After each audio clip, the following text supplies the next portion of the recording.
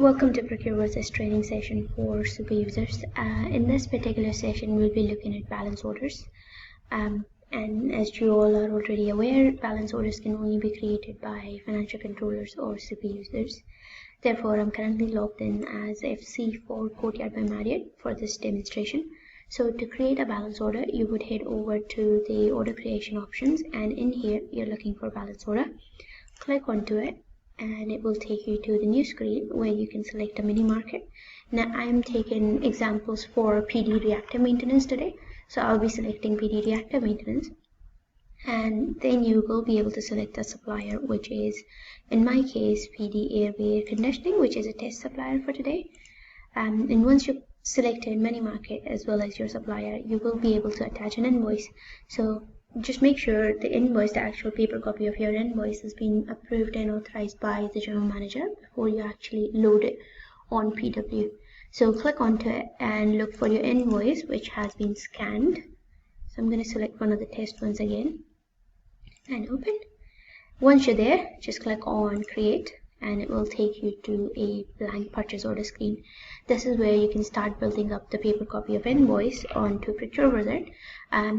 Couple of points to remember before we move further is in balance order, you obviously only create a balance order once an invoice lands on FC's desk and there is no purchase order related to that invoice on Procure Wizard. So therefore somebody's been naughty and picked up the phone to the supplier for either a reactive call out as an example, or delivery of some products. So first thing first, you need to make sure that balance orders are kept to minimum.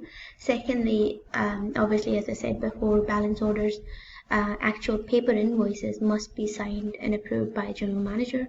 And thirdly, you need to make sure that all 3 tabs are completed here before you take it off from your desk, because when you create a balance order, supplier does not receive an email of the purchase order, therefore they cannot confirm the invoice for you. So it's important that you complete all 3 tabs. So to do that, in your purchase order tab, you would click onto either of these 2 options, add catalog product and add custom product. So for the PD reactive mini market, you would usually obviously have a call out charge. So for that, you can click on to add catalog product and look for the call out charge under reactive maintenance categories. So this particular supplier does HVAC repairs, so I'm going to select the first product here, and the quantity will be the price the supplier has quoted me for. So if a supplier quoted £250, 50 pence for an hour worth of labor, for example, you can type in your quantities in the box here and click on to add.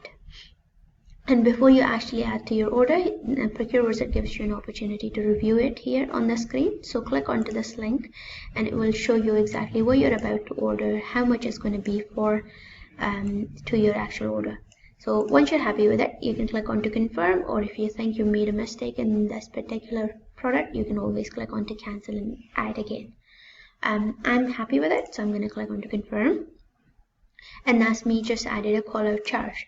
Now if there was any spare parts, then I can click on to add custom product, give it a description, and be as specific as you can. So if it's spare part related to AC, for example, and you know what kind of spare part it is, because it will normally list it on the paper copy of your invoice, then make sure you type that in instead of just spare parts. You can leave your quantities as they are. Type in your pack size as 1x1. Leave your SKU code as CP01 unless you have any SKU code in the supplier's paper copy of invoice, and go ahead and populate that.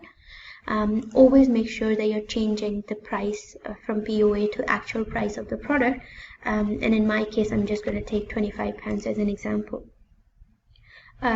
Tax rate will usually be 20% if you're creating reactive callouts or even planned callouts balance orders. But obviously, if you're creating food and drinks, then you want to make sure that you click onto this drop down and change it to one of these ones. So I'm going to leave it as 20%. I can then move on to my three categories where I can get my product to sit under. So the first level category in this case would be either one of these suppliers' name or property department. Now this is a PD supplier, therefore I'm going to select property department. The second level category would be reactive maintenance because it's for the reactive callout, and the third level category would be related to one of these discipline within property department. So for me it will be HVAC, but if it was any spare part related to fire and security, for example, make sure you select that or any of the other ones. These help us to generate accurate reports at the end of the year, so please make sure you're selecting the right kind of categories so we can bring right amount of values from your orders.